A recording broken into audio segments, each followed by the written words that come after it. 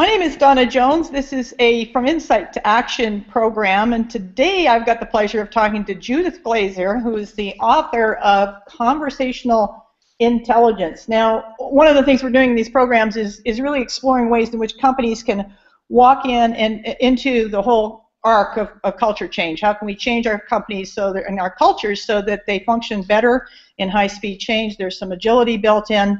And it's great places for people to work as well and contribute and make a difference. So part of that is in how conversations happen. And so Judith, I came across Judith through the World Business Executive Coaching Summit, and I am delighted to have her because she has been studying the whole field of conversations and neuroscience, that intersection and neurochemistry, since she was 14, which I think is incredibly ambitious. An organizational anthropologist, and she's obviously the leading expert on conversational intelligence. So she's got published blogs in HBR and in Psychology Today. So lots of material out there, lots of ways in which you can explore further. Judith, let's turn it over to you and start off by learning what conversational intelligence is and why it matters to business right now. That's the big question, the $84 million question, which I love to think about every day. Even though I think that there's some simple definitions which I'll share, the broadness of application of this work is astounding me every day when I think about it and engage with new people. Changing organizations is one of the big areas that I specialize in as well, and I love to work on. And you mentioned the word agility, and I hope we can come back to that. But conversational intelligence, unlike emotional intelligence, and unlike intellectual intelligence, where people get high scores for this and low scores, it's my belief that every human being is hardwired with conversational intelligence capabilities. It's part of what it means to be human. We have genes that work inside of us that a lot of people don't know about. The FOXP2 gene, for example, which is a language gene that animals don't have. So as soon as we went through that evolutionary transformation from animal to human, the biggest characteristics were around language. And our genetic structure not only gives us the gene, the FOXP2 gene, but it also enables the genes that we have that are called transcription genes, which are to be impacted by the environment. That means genes that are designed so that when you and I are engaging with each other, you're actually impacting me in some way. Like, no, you're not, changing my body shape. We go to doctors for that. But it's about impacting each other. So the broader definition is that everybody is hardwired for conversational intelligence. It's something that's hidden from sight, but the study of it that brings it out helps us connect, navigate, and grow with other human beings. That's what the conversational platform is for, to connect, to navigate, and to grow with other human beings. Does that make sense?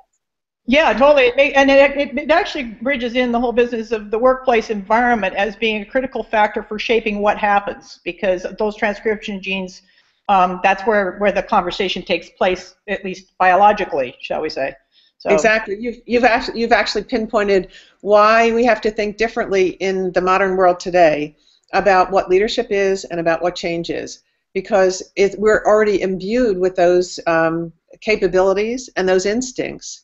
And now we have to learn how to shape the environment so that we can bring out the best of what those instincts are all about.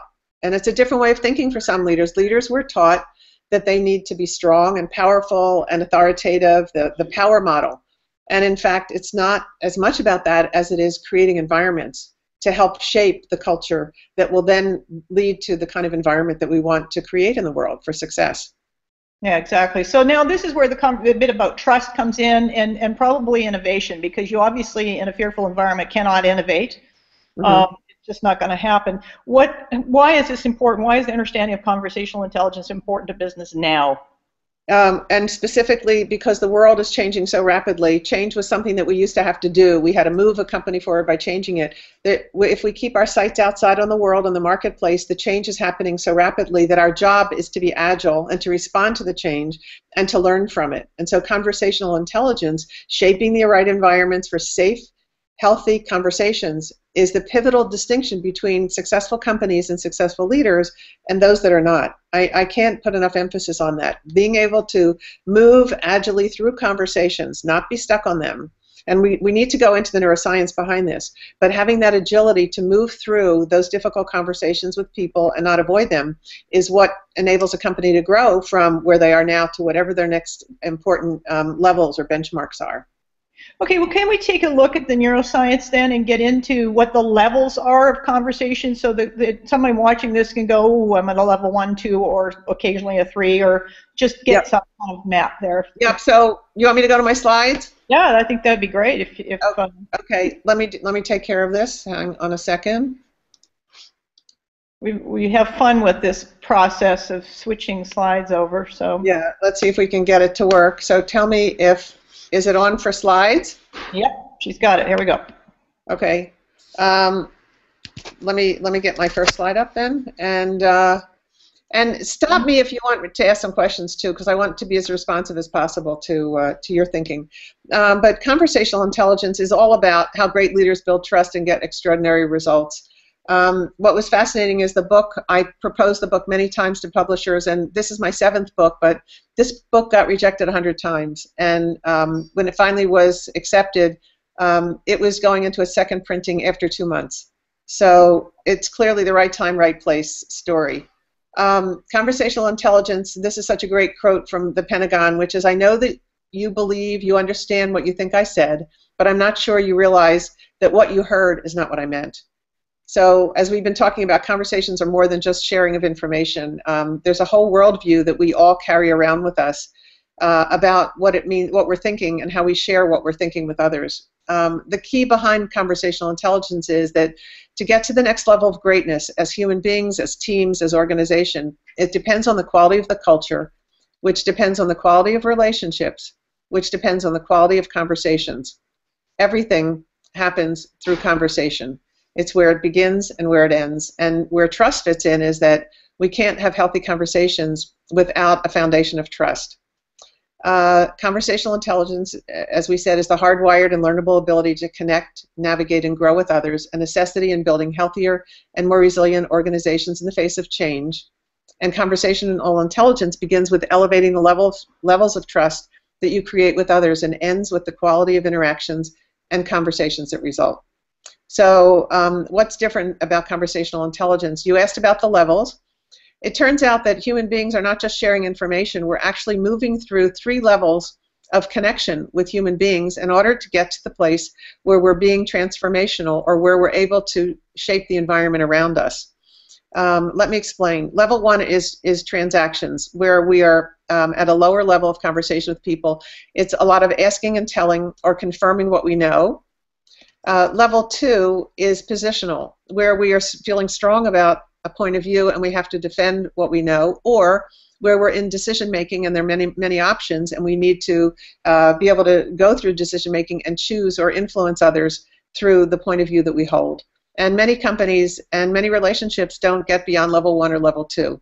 And we know in companies that are highly political and very big in silos, people get stuck in level 2, they become addicted to being right, and they get into Telcel yell patterns, which aren't effective for the health of the organization. That's why, as I did my research for so many years and started to look at the levels and the dynamics, I called them interaction dynamics from the very beginning, I realized that level 3 is the one that human beings were designed to move into, that we were evolving to this, and that's the transformational level, where we're not only focusing on what we know, but we're able to ask questions and explore and discover what we don't know. And as you mentioned, the world is moving in such a fast-paced, record-breaking speed now that being able to understand the world around us is so critical and generative and important to our success. And so when we see people interacting, if we see just a lot of telling and asking with an emphasis on tell, which is what we see a lot, then we know that most people are operating that transactional level. If we see people advocating and inquiring, advocating their point of view, inquiring it into others, we know that we're in level 2. And as human beings begin to notice something called sharing and discovering, which has a different kind of energy to it, it's where people are freer to open up and share what's on their mind, be transparent, where they are inquisitive and want to learn about another person, not just themselves. That's level 3. And we know that that level taps the prefrontal cortex, which is the part of the brain where our wisdom and insight and trust lives, and it opens up human beings to grow with each other. It turns out that there are things that threaten us from reaching level 3, and that these threats we pick up in a 0.07 seconds of our interaction with others. One of the things is the tone of voice. So if we feel that someone is being judgmental, it will cause us to move back and not feel comfortable to open up. If we feel that what they're saying is hurting us in some way, minimizing us, making us feel bad or being judged, we'll pull back and we can't get up to that higher prefrontal cortex level. If we feel like we're taking risk and we're scared, or we feel that we're going to be rejected, again, we're not going to be able to move up to that level 3. If we feel excluded, if we feel that somebody's angry at us, if they're taking away our territory and minimizing the power that we have, or specifically influence our status and make us feel like they are much more important than we, that part of our brain that manages what we need to do to protect gets very activated, and those kinds of threats will close us down. Does that make sense so far? Absolutely, and the territory one I found particularly interesting because we know that biologically speaking, at least, heart disease is caused by threats to territory. So this is where the work and place environment has a real impact on physical health in a very direct way. Huge. What you said is so huge. I'm so glad you brought it up, and I really do think that the more we understand the biological, biochemical, and psychological and neuropsychological impacts of these things that seem so simple, the more we understand it, the more the importance of shaping the environment to minimize threats and activate our ability to access the great powers that human beings were designed for. So letting people know where they stand is vital, because a lot of the things on the right are things that make me wonder whether I can trust you. And if you tell me and I believe that you have my back, then that makes all the difference in the world in how I'm willing to open up.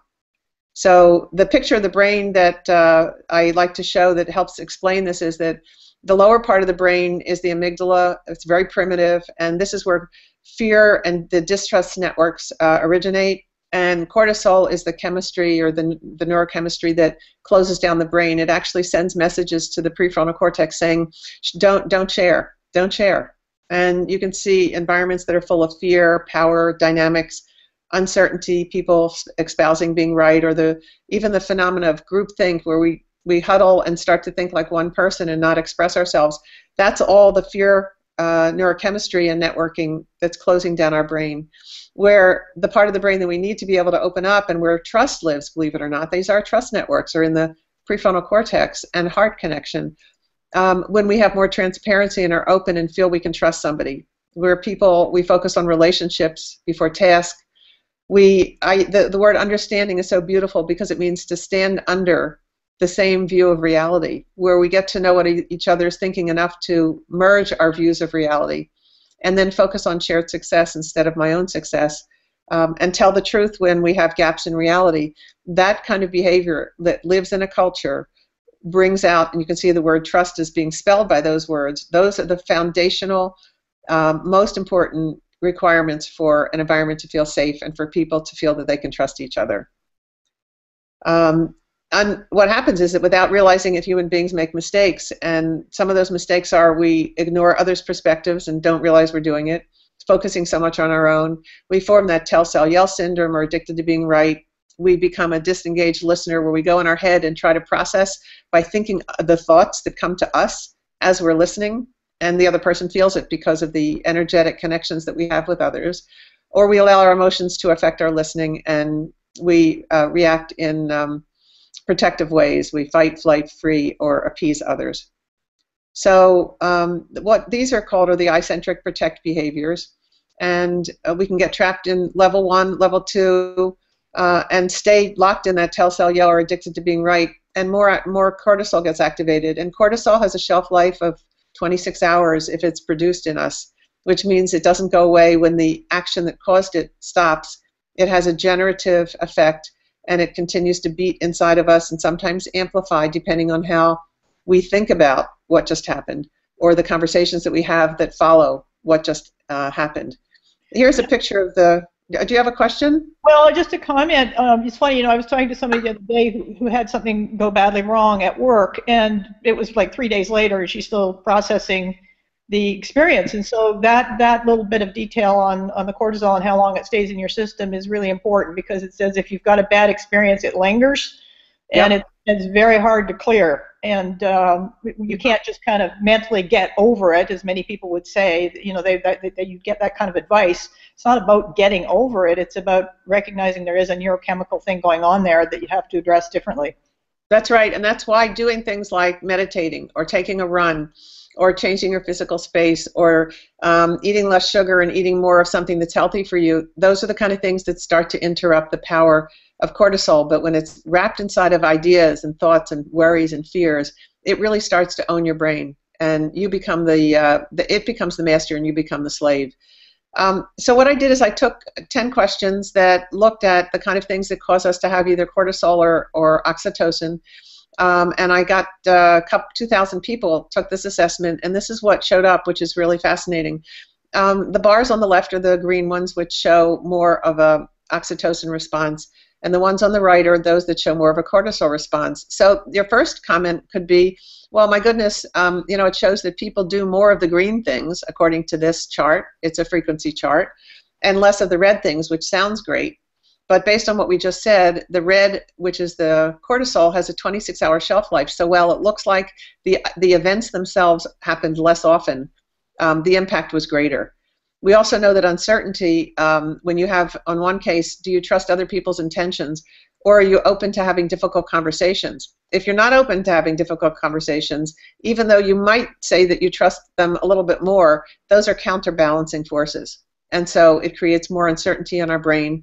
While things are wanting to open us up, the power times 26, those bars that are red times 26, is the power that those bars have on us. And we talked about some of them. We get distracted from listening in our brain. We're not listening.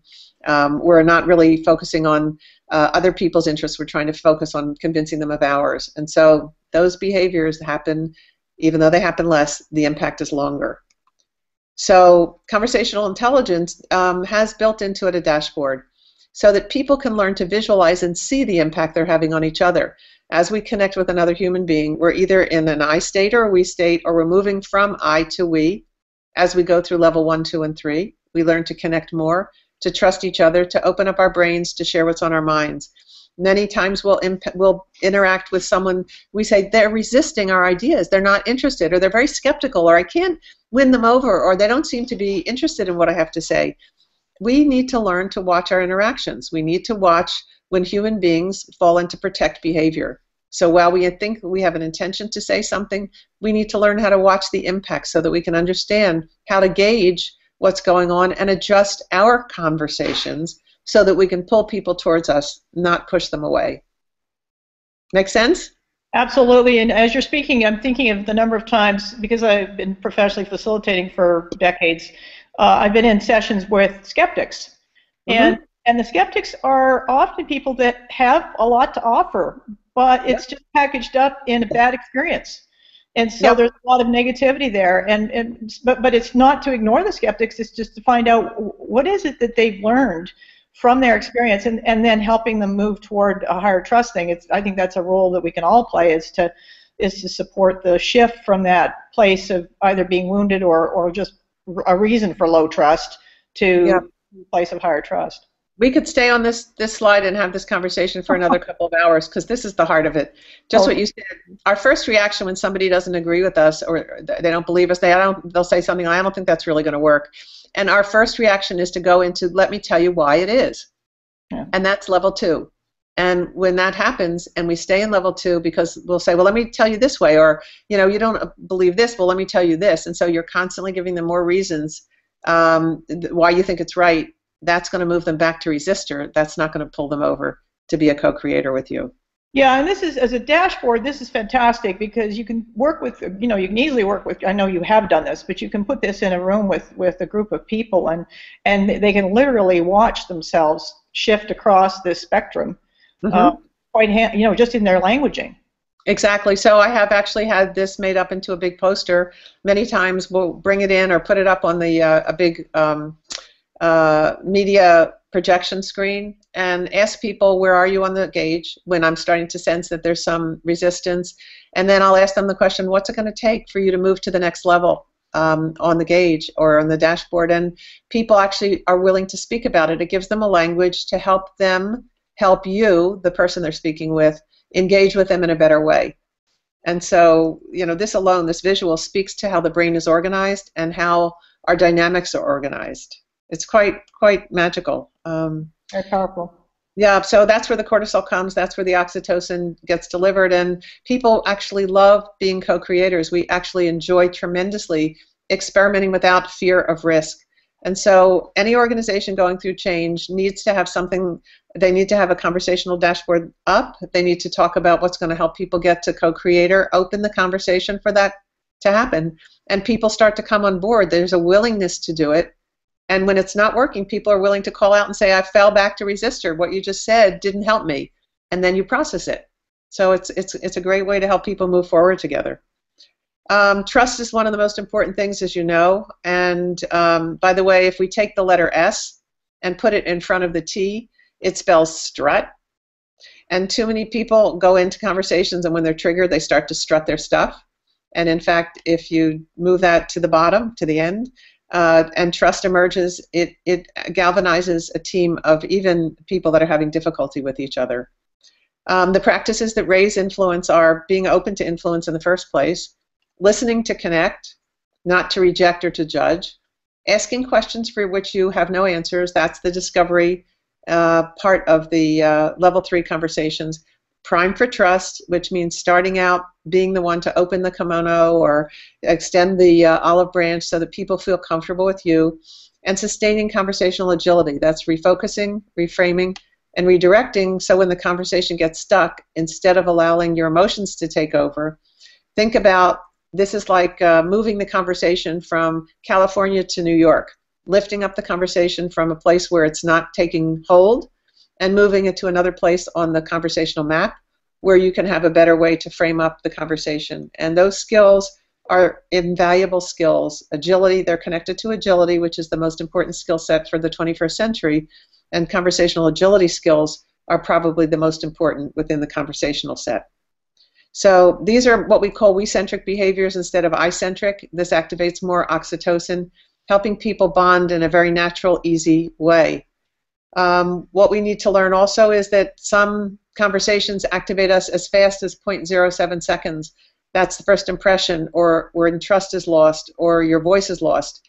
And the other side isn't very much different. When 0.1 second, a judgment can be made, conclusions are made, decisions are made, and listening goes inward every 12 to 18 seconds. So the world of conversational intelligence has a lot to teach us about how to engage with others. And most of all, we know that we don't usually remember what people said or what they did. However, we do remember how they made us feel. That wonderful Maya Angelou quote in honor of her. Unfortunately, she passed away a month or so ago. So this is what the story is. Well, thank you. That's awesome. It's funny, I've been asked recently to put some together stories as I'm putting my own presentation together on to activate wider change in corporations and their thinking. And I was asked, has anybody ever been angry at you, and if so, what for? And every single memory I went through on anger, I could not come up with what they said. I could not come up with why they said it. All I can remember is just that verbal lashing that I thought, well, that was effective. So the Telcel yell approach. The yell portion of it just pretty much erases everything you were trying to tell, in terms of its effect. And exactly. Pretty interesting in terms of just in terms of results. Yep. I want to give you back. There you go. You're back on. Okay. Yeah. We can see you now. So cool. Thank you very much. I really appreciate the depth you've gone into on this. Where do people go for your book and to learn more? Because there obviously is a lot more, and it's certainly to go from one place to the other. There's a mastery arc that goes with it. Some if you're starting at level 1, you've got certainly, or the team of you've been jumping around between level 1 and level 2. Mm-hmm. You want to really change. How do people learn more to develop that capacity and skill set? So I get letters from people all over the world, from India, from China, from you name it, Argentina, Africa, and so forth, and they're sharing stories with me about what they're doing with the book. So if somebody is willing to go out and get a copy, and you're a coach, for example, I have clients that are actually buying one for themselves and one for a coaching client, and asking the client to read the first chapter or two first, where it talks about your worst conversation and your best, and begin to say, what is it that represents me? How do I see myself in this book? And then how do I see others in the book? Because it starts the ability to ingest this and take the new language and frame it into your everyday life. And I think once people do that, and that's what I'm learning, I'm getting stories about not even people in our field and business, but even people that just saying in my family, I stopped telling my son what to do because of this book, and for the first time my son hugged me he hasn't hugged me in 10 years. And, those are the kind of stories. It's quite heartwarming. So for those people that are in coaching or in consulting and they want to try this, read it and then get somebody else that you're working with, like a peer coach or a client, have them read it and have them talk with you about it. And all of a sudden, the frameworks will become so comfortable that you start to see the world through the dashboard, or you start to see the world through the levels. And then the world opens up. My clients have said to me, my brain shifted. Once I got these frameworks, my brain actually shifted and I saw the world differently. It made sense. It's like all the weeds were pulled away, and I could clearly say, oh, we're stuck in level 2. Don't label the people bad. We're stuck in level 2. Move them, reframe, refocus, and redirect them into level 3, and then boom, it opens up again. Yeah. So that's how I would suggest. It's my website is www.conversationalintelligence.com is where you can go to take a look at more things. But go to Amazon and pick it up. And I would love to hear stories that you're going to get from the people that you know. And I hope you'll share them with me because they are extraordinarily wonderful. So. No, absolutely. And I also know that we've got an awful lot of change agents internal to companies who are looking for ways to bridge that gap between the top level and the middle levels and the bottom levels. And this seems like a very powerful way to go about doing it. So I also encourage anybody watching the program, if you've got questions, just fire them to me or on Twitter at EP Dawna, DAWNA _Jones, or you can connect to me through the website, and we'll do our best to, I'll ferry them back and forth with Judith, or we'll just find a way to do a Google Hangout and answer some questions live so that it'd be just fun to play and learn how we can do this together, how we can make a difference together. That'd be great. Terrific. Absolutely wonderful. Thanks for being on the program, Judith. Thank you so much, Dawna. Thank you so much. And thanks to all the people that have watched this. Look forward to running the next session. We'll see you soon.